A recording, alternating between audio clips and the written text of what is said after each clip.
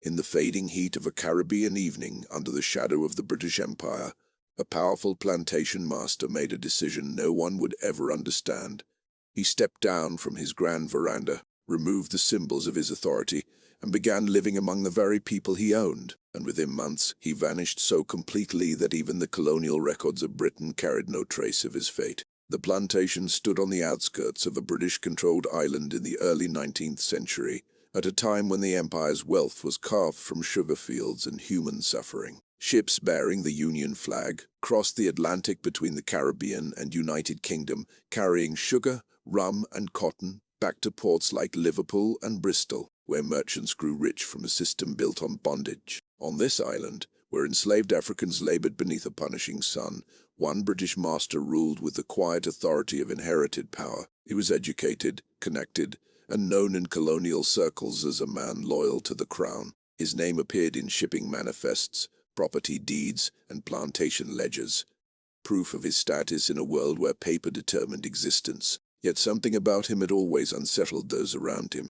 Unlike other plantation owners who flaunted their wealth, he was often seen walking alone along the edges of the cane fields, observing in silence as overseers directed the enslaved workers. Some claimed he had arrived from London after a scandal that never reached the island newspapers. Others whispered that he had once studied law and theology, and that his beliefs about slavery had begun to fracture long before abolition debates intensified in Parliament. In the years leading to the Slavery Abolition Act of 1833, tensions ran high across British colonies, especially as news spread that lawmakers in London were considering dismantling the very institution that sustained the empire's sugar economy. The enslaved community on his plantation noticed changes before anyone else did.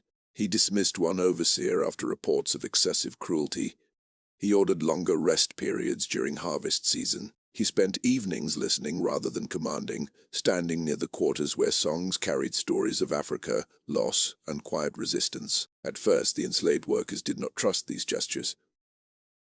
Generations of brutality had taught them that kindness from a master was often a prelude to something worse, but this man's transformation appeared genuine, even reckless. Then came the act that would seal his place in whispered legend. One night, without ceremony, he left the main house and took residence in a small wooden structure near the quarters. He claimed he wished to understand the labor that enriched him. He wore simpler clothing and insisted on sharing meals of salted fish and boiled plantains. The white colonial elite were outraged. Invitations to social gatherings ceased. Letters were sent to officials questioning his sanity. Plantation owners from neighboring estates accused him of encouraging rebellion simply by dissolving visible barriers between master and enslaved. Colonial administrators reported the matter to the governor, who feared that such behavior might inspire unrest. The memory of uprisings in places like Haiti still haunted British authorities, and the idea of a master abandoning hierarchy threatened the fragile illusion of control. Rumors spread that he was gathering testimonies from the enslaved, writing letters intended for Parliament, possibly even preparing to testify in favor of abolition. But what happened next defied explanation. Within months of moving among the enslaved community, he disappeared, not fled to another colony, not found dead in the fields, not recorded as returning to England. He simply vanished. The plantation ledger ended mid-entry. His name ceased appearing in shipping records. A clerk later claimed that correspondence referencing him had been removed from official files. When compensation records were compiled after abolition, many former slave owners across the empire were listed and paid for their loss of human property, yet his name was absent. Some believe he was killed by those who saw him as a traitor to his class. Others argue that he staged his own disappearance, adopting a new identity among freed people after emancipation. There are even darker theories suggesting that colonial authorities erased him deliberately to prevent his story from becoming a symbol of moral rebellion within the empire. In archives connected to the British Parliament, researchers have noted gaps where plantation correspondence should exist, fueling speculation that certain narratives were never meant to survive. The enslaved families who remained on the island passed down oral accounts of a white master who chose to live as they did, who listened to their histories and spoke of a future where chains would no longer define existence. In their telling, he did not vanish, but transformed, shedding a name tied to ownership and embracing anonymity in a world reshaped by abolition. Yet without written proof, Historians debate whether this figure was a radical dissenter, a man burdened by guilt, or a myth born from hope during one of the darkest chapters of colonial history. What remains undeniable is that in an era when power was absolute and racial hierarchy rigidly enforced,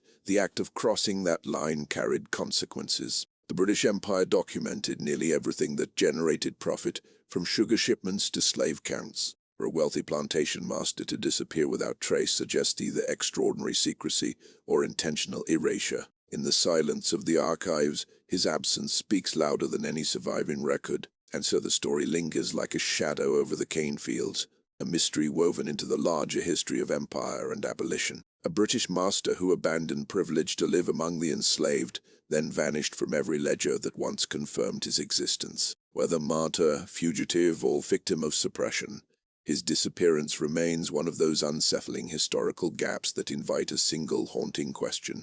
Was he erased by others, or did he erase himself to escape the system he once upheld? Long before his disappearance unsettled colonial authorities, subtle fractures had already begun to appear in the structure of his world, fractures that few within the white planter class were willing to acknowledge. The island itself functioned like a carefully controlled machine, designed to extract maximum profit for the empire. Sugar cane stretched across the horizon in relentless rows, cut by hands that did not own the ground beneath their feet. Ships arrived under British colours, bringing manufactured goods and departing with wealth harvested from suffering. Every movement was recorded, every transaction preserved in ledgers, destined for counting houses connected to the United Kingdom.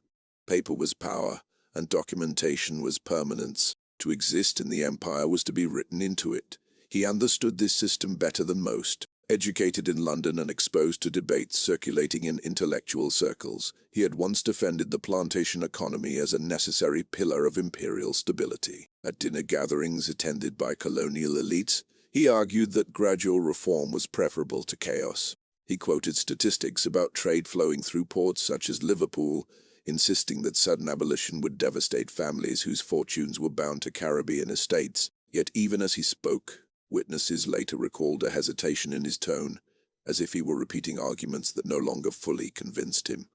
What changed him remains a matter of speculation. Some believe it began with illness. During a fever that confined him to his bed for weeks, he reportedly asked to hear the songs drifting from the enslaved quarters at night. Others claim the turning point came after a violent punishment ordered by an overseer in his absence. When he returned and saw the injuries inflicted in his name, something within him shifted irreversibly. He dismissed the overseer publicly, a move that shocked neighboring planters who believed discipline must remain unquestioned to preserve order. He began walking through the fields without armed escorts, an act considered reckless.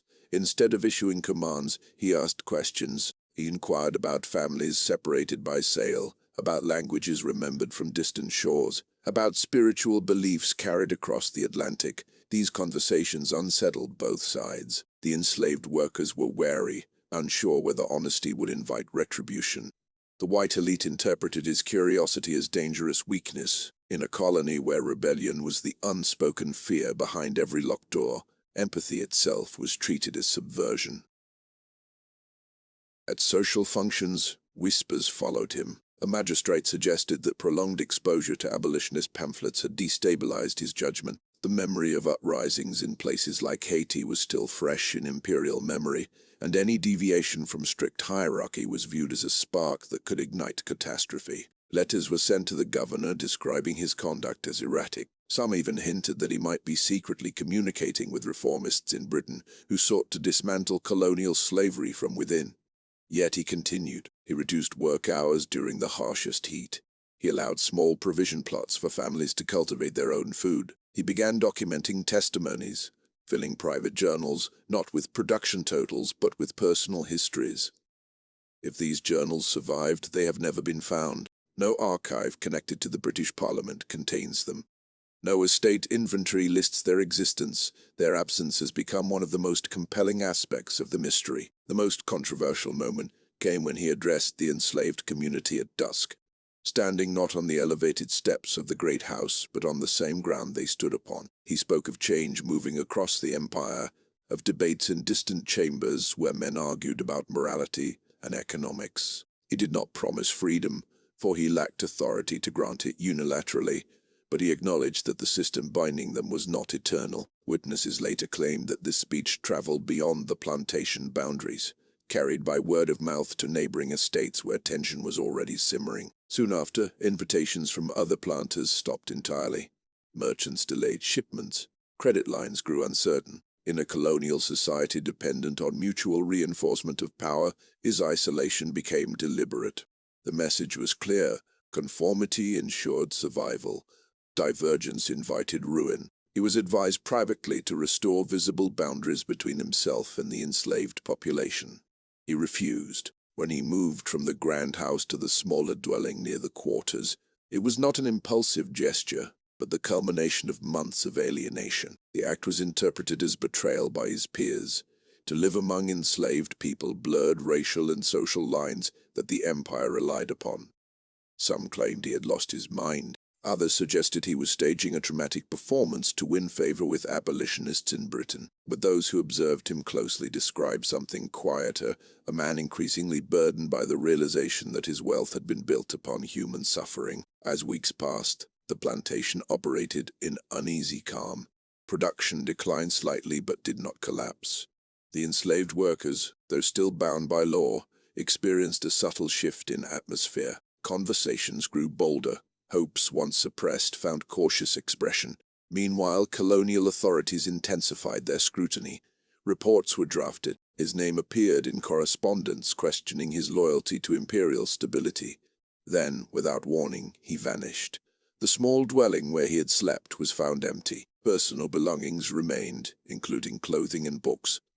There were no signs of struggle. The harbor master reported no departure under his name. No ship manifest listed him as a passenger bound for England or any other colony.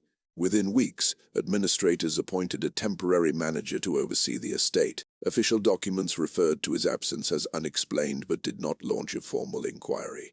More unsettling was what followed. When estate records were later consolidated, several entries referencing his recent activities were missing.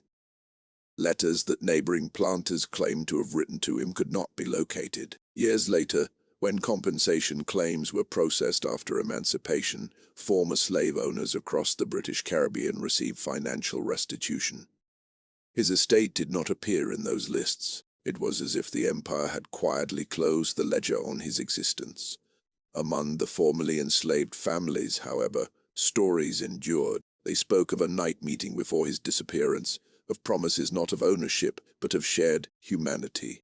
Some believed he had been removed by powerful men threatened by his example. Others believed he chose to dissolve his identity, stepping into anonymity to escape the weight of a title tied to oppression. In either case, his vanishing exposed something unsettling about empire, that documentation could be as selective as memory, and that even those at the top of the hierarchy were not immune to erasure when they ceased to serve the system. The silence surrounding his fate became part of the plantation's legacy. Fields continued to yield sugar.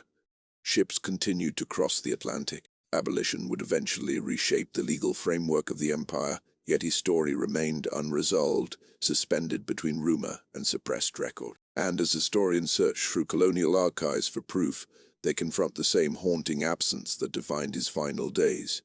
A gap where certainty should exist, and a question that refuses to disappear.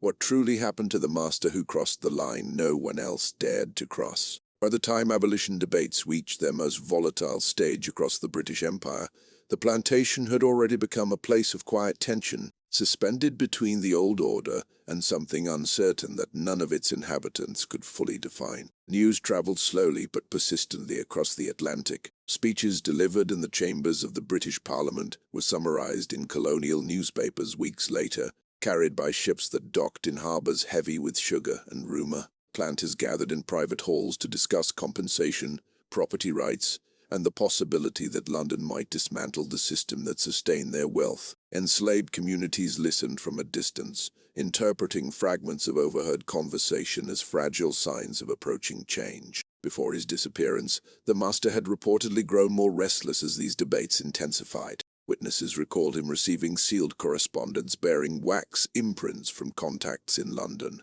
He spent long nights reading by candlelight, occasionally burning pages after reviewing them. One domestic servant later claimed he heard raised voices during a private meeting between the master and two visiting planters who had arrived from a neighboring estate. The argument, according to that servant's recollections, centered on loyalty. Loyalty to the crown, loyalty to class, loyalty to profit. The empire's economic arteries ran through cities such as Liverpool and Bristol, where merchants tracked shipments and calculated returns. Any instability in the colonies threatened investors thousands of miles away. Plantation owners understood this interconnectedness. They were not merely local figures, but nodes in a vast imperial network tied directly to the prosperity of the United Kingdom. For one of their own to begin questioning the moral foundation of that network was perceived as dangerous, even contagious. In the weeks leading to his vanishing, subtle signs suggested surveillance. A clerk from the governor's office arrived unannounced to inspect estate accounts. Questions were asked not only about sugar output, but about labor discipline and unusual gatherings after dusk. The master answered calmly, presenting ledgers that reflected lower than average punishments and slightly reduced production quotas. The clerk noted these deviations carefully. Whether they were recorded in official archives remains uncertain, as no surviving document confirms the outcome of that visit. Meanwhile, among the enslaved population, a different narrative was unfolding. Oral histories passed down through generations describe secret conversations held at the edge of the cane fields, where he spoke not as an owner, but as a man troubled by the weight of inheritance. He reportedly admitted that his fortune had been built upon suffering he could no longer justify. He asked what freedom would mean to them, how land and labor might be reorganized if chains were removed. These discussions did not promise immediate liberation, yet they planted ideas that stretched beyond the plantation boundaries. Then came the final days before his disappearance. A storm rolled across the island, violent and unseasonal, tearing at roofs and flooding low ground. Amid the chaos, the master was seen walking alone toward the shoreline. Some said he carried documents wrapped in oilcloth. Others claimed he had been summoned to meet an official vessel anchored offshore. The harbour master later insisted that no British ship had docked under unusual circumstances, but records from that week are incomplete. After the storm passed, he was gone. Search parties combed the coastline and surrounding forest. No body was recovered. No evidence of shipwreck tied to his name surfaced. The small dwelling near the quarters contained personal effects left behind deliberately, as though he intended to return. His riding horse remained in the stable. A pocket watch engraved with his family crest lay on a wooden table beside an extinguished candle. Colonial authorities responded with restrained efficiency.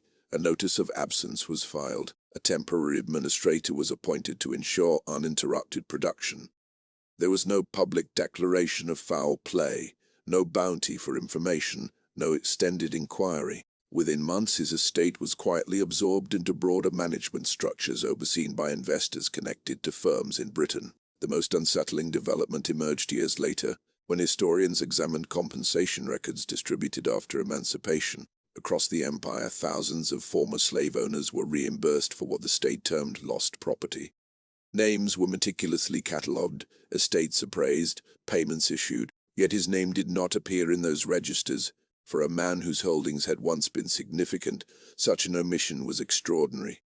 This absence fueled darker theories. Some argue that he had been silenced because his evolving views threatened to legitimize abolitionist arguments from within the planter class. If a master could publicly question slavery's morality, it undermined the claim that the system was universally accepted among those who benefited from it. Others speculate that he attempted to transfer ownership of the land to the enslaved community through unofficial agreements, actions that powerful interests might have moved swiftly to prevent. There is also the possibility that he orchestrated his own erasure. In an empire where identity was validated by documentation, disappearing from paper meant dissolving socially and legally. If he abandoned his title, his property claims, and his British citizenship, he would cease to exist in the imperial framework. To do so required either extraordinary planning or assistance from individuals willing to risk complicity. Among descendants of the enslaved families, stories persist that he did not drown, nor was he executed, but instead adopted anonymity after abolition reshaped the colony's legal structure. They speak of a pale-skinned laborer who appeared years later in a distant parish, working alongside freedmen without revealing his past. Whether this figure was truly the vanished master or merely legend cannot be proven. What can be proven is the silence. The empire that documented slave ships, sugar quotas, and compensation payments left a gap where his final chapter should reside. Archives in Britain contain thousands of pages detailing plantation economies, yet none conclusively explain his fate. The void invites suspicion. In a system designed to preserve profit and hierarchy, disappearance without explanation suggests more than accident. As abolition transformed the legal landscape and former plantations struggled to redefine labor, his story lingered at the margins of official history. It became a whispered reminder that even those at the apex of colonial power could step beyond prescribed roles, and that such defiance carried consequences capable of erasing a man from record entirely. Whether victim of suppression, architect of escape, or casualty of forces he underestimated, the British master who lived among the enslaved left behind a mystery more enduring than the estate he once commanded. Years passed, and the island changed in ways both visible and invisible. The legal chains of slavery were broken when abolition reshaped British colonies, yet economic dependence and social hierarchy lingered like ghosts that refused to depart. Former plantations reorganized under apprenticeship systems before transitioning into wage labor. Sugar production continued, though profits fluctuated as markets shifted and imperial policies evolved. The empire presented abolition as a moral triumph, a sign of progress directed from the enlightened chambers of the British Parliament. Yet on the ground the transformation was uneven and fragile. In the official narrative that flowed back to the United Kingdom, abolition appeared orderly. Compensation lists detailed payments to former slave owners across the Caribbean. Estates were itemized with precision. Financial restitution reinforced the idea that property rights, even in human beings, had been responsibly settled. But on this island, one absence disturbed the symmetry of those records. The vanished master's estate, once substantial enough to attract merchants from ports like Liverpool, seemed to dissolve into administrative obscurity. Ownership shifted through intermediaries whose names surfaced briefly before being replaced again. It was as if the land itself had been stripped of its original identity. Researchers generations later would find fragments, references to a transitional period when the estate operated under provisional management. There were receipts signed by agents rather than proprietors. There were letters requesting clarification about title deeds that received no documented reply. In the imperial archives connected to London, entire files appeared to jump from routine plantation updates to post-abolition restructuring, with nothing in between. The gap coincided precisely with the months surrounding his disappearance. Among the freed families who had once labored under his ownership, oral tradition preserved a more intimate memory. Elders told of the master who had walked barefoot in the cane fields, who had asked about lost homelands and broken lineages. They remembered his voice during twilight gatherings, low and uncertain yet determined. Some claimed that on the night before he vanished, he spoke of departure not as escape, but as surrender, saying that the empire would never permit a master to publicly renounce mastery without consequence. He allegedly warned that powerful men valued stability above conscience. One persistent story describes a confidential meeting between the master and a colonial official dispatched quietly from the governor's residence. The conversation, held behind closed doors, was said to have lasted hours. No record confirms such a visit, yet local accounts insist it occurred. According to legend, the official offered him a choice: restore authority and distance himself from the enslaved community, or relinquish everything and leave the colony permanently. If true, it would explain the deliberate stillness of his final room, belongings arranged but untouched, suggesting neither panic nor struggle. There are darker interpretations. Some descendants believe he was removed by force, his body disposed of in waters that carried countless unnamed victims of the transatlantic slave trade. They point to the empire's fear of ideological contamination.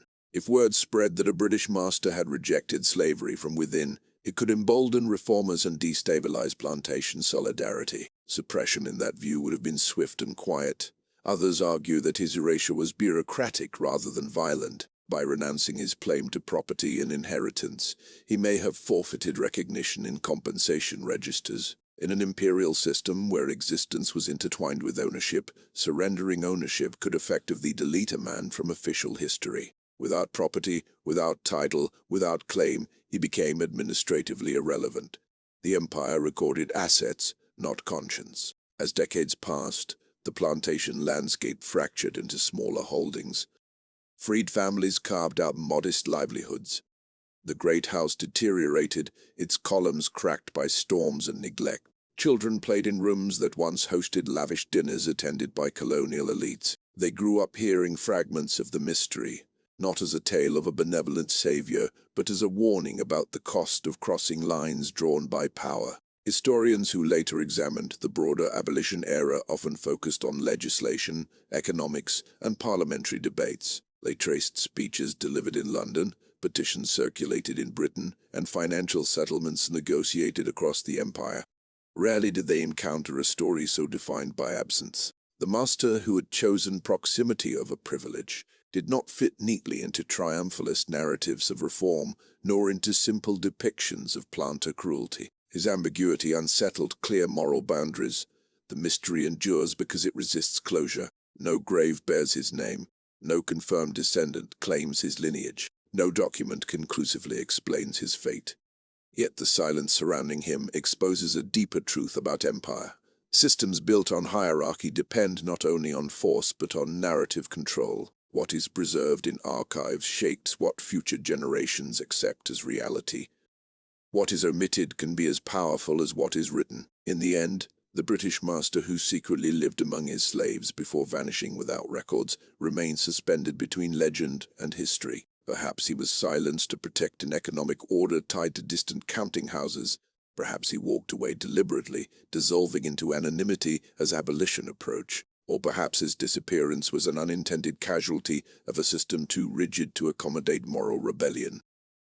What survives is the question he left behind, echoing across time. If even a master could be erased when he challenged the foundations of empire, how many other stories were quietly removed from the pages of history?